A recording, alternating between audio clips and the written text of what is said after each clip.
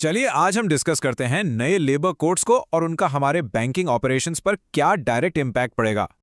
सबसे पहले प्लीज ये डेट नोट कर लीजिए 21 नवंबर 2025। ये अब कोई प्रपोजल नहीं है, ये कंफर्म्ड लॉ है।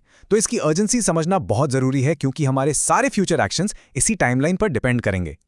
एसेंशियली हुआ ये है कि 29 पुराने सेंट्रल लेबर लॉज को कंसोलिडेट करके ये 4 नए कोड्स बना दिए गए हैं। Code on wages, industrial relations code, code on social security और OSHWC कोड। अब यही है नया लीगल फ्रेमवर्क जिसके अंदर हमें ऑपरेट करना है। तो इन कोड्स का हमारे बैंक के डे टू डे ऑपरेशंस पर क्या असर पड़ेगा? आइए इसकी ग्राउंड रियलिटी को डिस्कस करते हैं। सबसे बड़ा और इमीडिएट इंपैक्ट जो है वो पड़ेगा HR और पेरोल पर। देखिए, सबसे इंटरेस्टिंग चीज यहां है वेजेस के रिक्लासिफिकेशन। इसका मतलब ये है कि हमें अपने सारे सैलरी स्ट्रक्चर्स को रिव्यू करना पड़ेगा। हो सकता है कि अब काफी अलाउंसेस वेजेस का हिस्सा बन जाएं, जिसका सीधा असर EPF, ESI और ग्रेच्युटी कंप्यूटेशंस पर पड़ेगा, और इसका मतलब है हायर एम्प्लॉयर कॉन्ट्रीब्यूशंस। तो आगे जाके आप payroll systems will need a complete reconfiguration. एक और चीज, अब फिक्स टर्म एम्प्लॉयमेंट भी फॉर्मलाइज हो गया है, इसलिए प्रो राटा बेनिफिट्स का कैलकुलेशन बिल्कुल एक्यूरेट होना चाहिए। सोशल सिक्योरिटी की जिम्मेदारी भी अब बढ़ गई है। इसका स्कोप अब बहुत वाइडर है। कंट्रीब्यूशन ड्यूटीज अब गिग वर्कर्स, प्लेटफॉर्म वर्कर्स और कुछ कॉन्ट्रैक्ट वर्कर्स तक एक्सटेंड हो गई हैं। हमारे लिए इसका मतलब यह है कि अगर कोई कॉन्ट्रैक्टर नॉन कंप्लायंट है तो प्रिंसिपल एम्प्लॉयर की लायबिलिटी हम पर आ सकती है। इसका अहम टेक अवे यह है कि अब सारी आउटसोर्स्ड मैन पावर एजेंसीज का ऑडिट करना मैंडेटरी हो गया है। अब आते हैं वर्किंग आवर्स और सेफ्टी पर।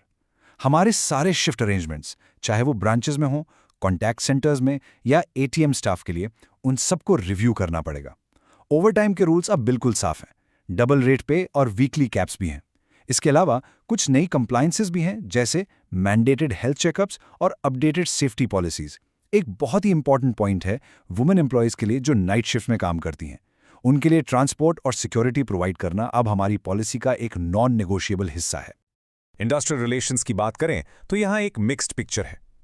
ले ऑफ थ्रेशोल्ड्स बढ़ने से रैशनलाइजेशन के कुछ प्रोसीजर्स आसान हो सकते हैं, लेकिन फॉर्मल कंसल्टेशन और नोटिस पीरियड के रूल्स अभी भी बहुत स्ट्रिक्ट हैं। हमें तैयार रहना चाहिए कि शुरू में यूनियन लिटिगेशन में एक तेजी आ सकती है। इसलिए रोबस्ट डॉक्यूमेंटेशन और एक solid communication plan absolutely critical है। तो इन सारे ऑपरेशन चेंजेस का फाइनेंशियल और रिस्क इंपैक्ट क्या है? चलिए अब बॉटम लाइन की बात करते हैं। इस स्लाइड पर हमने फाइनेंशियल इंपैक्ट को ब्रेक डाउन किया है। देखिए, शॉर्ट टर्म में कॉस्ट्स हाई हैं, वन टाइम IT अपग्रेड्स होंगे, लीगल फीस, ट्रेनिंग और हाँ, हायर स्टैट्यूटरी कॉन्ट्रीब्यूशंस। ये इमीडिएट पेन है। लेकिन लॉन्ग टर्म में कुछ पोटेंशियल बेनिफिट्स भी हैं, जैसे बेटर स्टाफ रिटेंशन और शायद लिटिगेशन कॉस्ट्स में कमी। पर इससे ऑटोमेशन का प्रेशर भी बढ़ेगा ताकि हम ये बढ़ते हुए रिकरिंग ह्यूमन कॉस्ट्स को मैनेज कर सकें।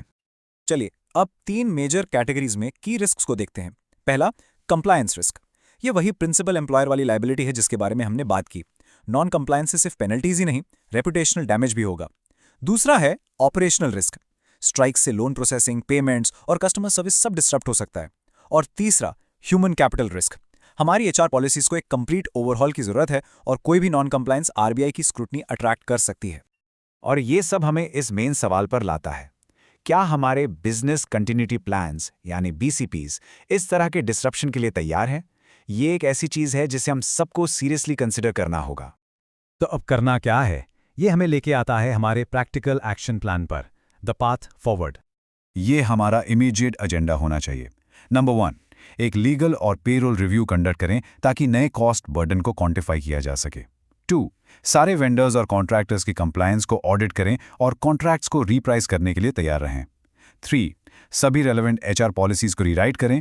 4, डिजिटल रिपोर्टिंग के लिए ज़रूरी IT और HRMS चेंजेस को इंप्लीमेंट करें। 5, अपने बिजनेस कंटिन्यूटी प्लान्स को पोटेंशियल इंडस्ट्रियल एक्शन के लिए अपडेट करें। 6, इंडस्ट्री बॉडीज जैसे IBA के साथ एंगेज करें ताकि इन कोड्स की एक कॉमन इंटरप्रिटेशन बन सके। और आखिर में 7, एक क्लियर एम्प्लॉई कम्युनिकेशन प्लान बनाएं, खास करके कॉन्ट्रैक्ट स्टाफ के लिए।